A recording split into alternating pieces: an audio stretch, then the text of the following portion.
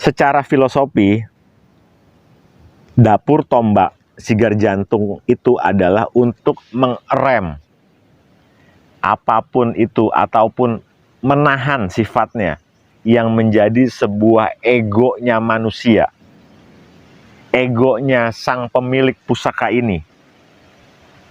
Tentunya sebuah filosofi ini mengajarkan kita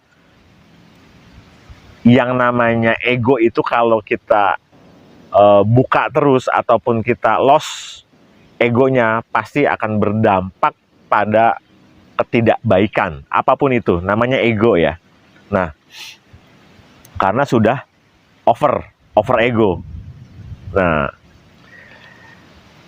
ego ini agar terrem supaya tuan pemiliknya dengan memiliki dapur pusaka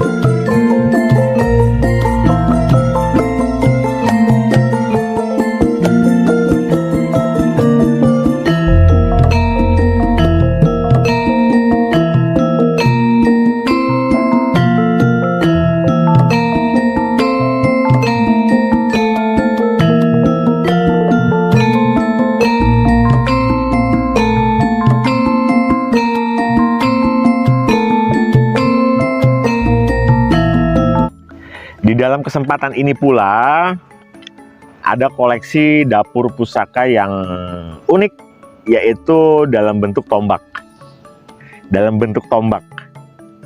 Nah, saya lolos pusakanya, sangat elegan dengan garapan yang handle yang manis ini, biasa disebut dengan kadal meteng. Kita lolos pusakanya, pasti tentunya pusaka yang wow.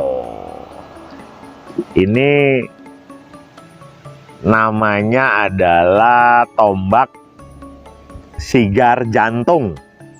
Nah, tombak sigar jantung dengan pamor Banyumili. Ini nampak jelas dari besinya, ini adalah peralihan dari Singosari masuk ke Mojopahit awal. Jadi masih ada sentuhan-sentuhan besi-besi Kabudan. Iya, betul sekali, ini seperti ini. Dan ini rawatan, bentuknya iras dengan pamor Banyumili. Nah, secara filosofi, dapur tombak sigar jantung itu adalah untuk mengerem apapun itu ataupun menahan sifatnya yang menjadi sebuah egonya manusia, egonya sang pemilik pusaka ini. Tentunya sebuah filosofi ini mengajarkan kita yang namanya ego itu kalau kita buka terus ataupun kita loss egonya, pasti akan berdampak pada ketidakbaikan. Apapun itu, namanya ego ya. Nah, karena sudah over ego. Nah, ego ini agar terrem supaya tuan pemiliknya dengan memiliki dapur pusaka tombak sigar jantung untuk mendapatkan sebuah kemuliaan, kehormatan, dan juga kewibawaan agar mengerem egonya dia, yang mana untuk mengerem agar bertujuan kewibawaan, kekarismaan, dan juga kemuliaan itu didapatkan. Dengan ditambah adanya pamor Banyu Mili, semoga kemuliaan itu didapat tentunya untuk kesejahteraan bersama. Nah, namanya juga Banyu Mili. Kita tahu sendiri air itu pasti mencari tempat yang terendah. Dia bisa memberikan sebuah kehidupan. Dia bisa menembus celah yang sangat kecil. Nah, kalau kita balik menjadi sebuah filosofi, semoga dengan tambahan Banyu Mili ini, sang tuan pemiliknya mendapatkan sebuah kemuliaan, kederajatan yang sangat tinggi, kewibawaan, dan memudahkan dan dimudahkan untuk menemukan sebuah pemecahan sebuah masalah, tentunya untuk kebersamaan bersama, kesejahteraan bersama, dan juga untuk kemuliaan secara bersama, dengan catatan adanya mengerem ego yang ada di dalam diri tuannya tersebut. Jadi filosofinya seperti itu. Nah, kalau untuk tuahnya, pamor sigar jantung ini tentunya untuk tolak balanya juga bisa, untuk kesejahteraan juga bisa, dan juga untuk bisa dijadikan piando di dalam menjalankan tatanan kehidupan bagi tuan pemiliknya. Oke, nah, tombak sigar jantung ini